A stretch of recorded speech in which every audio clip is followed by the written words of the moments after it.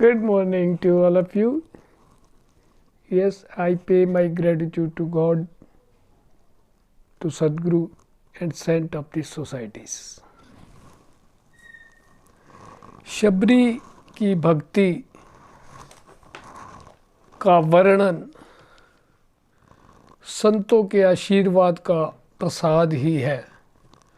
इसीलिए तो संत तुलसीदास जी ने कहा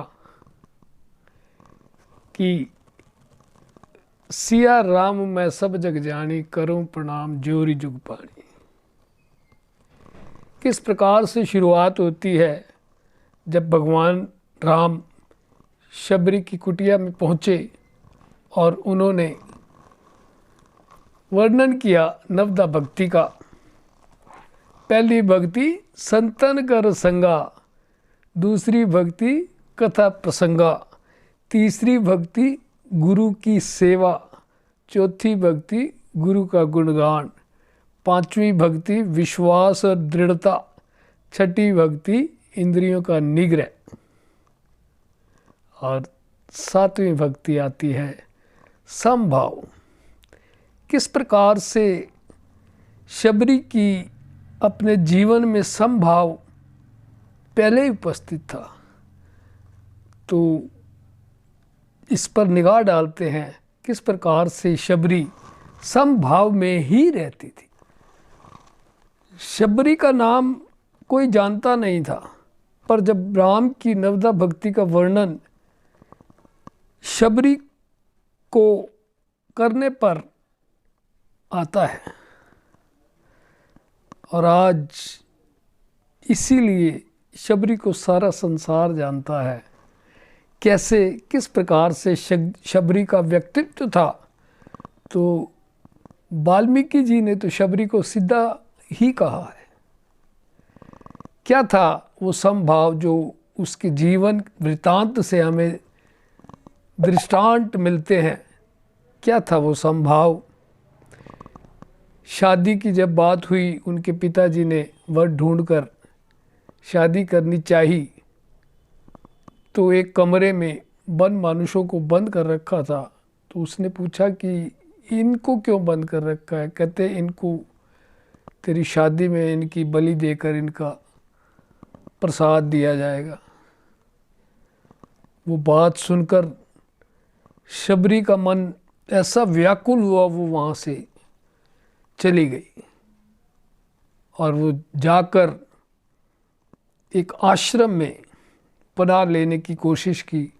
तो उन्होंने कहा कि हम तुम्हें इसलिए पनाह नहीं दे सकते आश्रम में क्योंकि आप एक महिला हो और दूसरे शबर जाति से हो। तो क्या करती थी, वो जंगल में रहकर रात को उस आश्रम के लिए सेवा करती थी।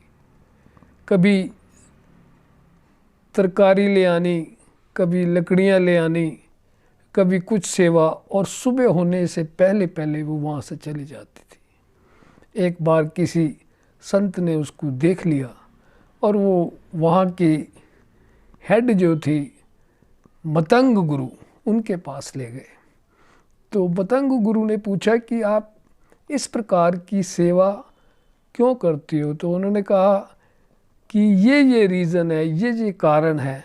तो उन्होंने कहा अब तुम हमारे आश्रम में ही रहोगी क्योंकि मैंने आपको बेटी मान लिया है और मेरे आश्रम में ही आप रहा करेंगी।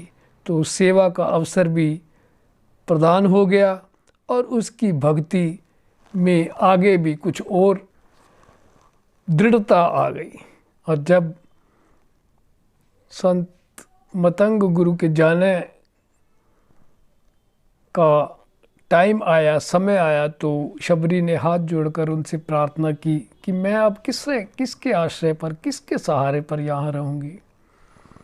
तो मतंग गुरु ने कहा कि ईश्वर के सहारे पर, भगवान राम के सहारे पर।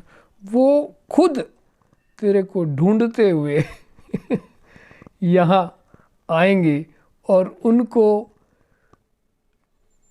सुग्रीव का पता आपने बताना है। जब उनकी भ्राता यानी कि सीता माता की खोज करते हुए जब आएंगे तो आपने उनको सुग्रीव के पास भेजना है और उनका पता बताना है। तो किस प्रकार से जो गुरु होता है वो पहले ही भविष्यवाणी कर देता है कि ऐसे ऐसे ये होगा। और जब भगवान राम शबरी के आश्रम के नज़दीक, कुटिया के नज़दीक पहुँचे तो संतों ने बड़ा आदर सम्मान किया। तो उन्होंने कहा सबसे पहले मैं अपनी माँ शबरी से मिलना चाहता हूँ।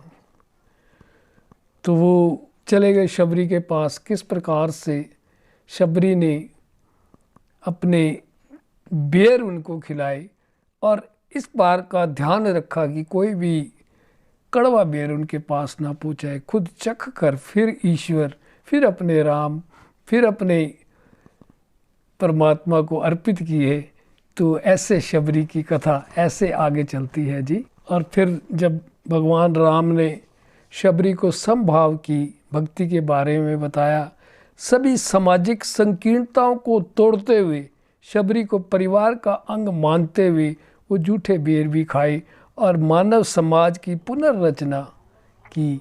ये समभाव का उदाहरण भगवान राम ने प्रस्तुत किया और ये कहा शबरी को कि जितनी की जितनी नो की नो भक्तियाँ सारी तुम्हारे अंदर पहले से विराजमान है।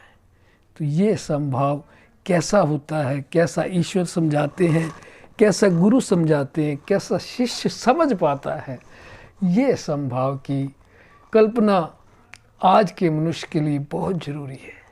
और जब समभाव आ जाता है तो मन में एक अलग सी जिज्ञासा जागृत होती है कि क्या हम भी समभाव में रह सकते हैं, रह रहे हैं।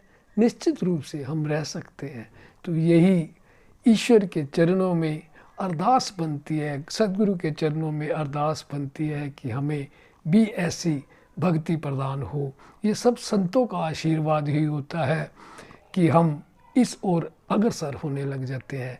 आज की चर्चा यहीं तक, आगे फिर अन्य संतोष की बात आएगी, 8वीं भक्ति। वो नेक्स्ट वीडियो में, नेक्स्ट एपिसोड में संतोष की चर्चा मैं करूँगा। Thanks giving to all who are watching my videos. Thanks to all even. Thank you.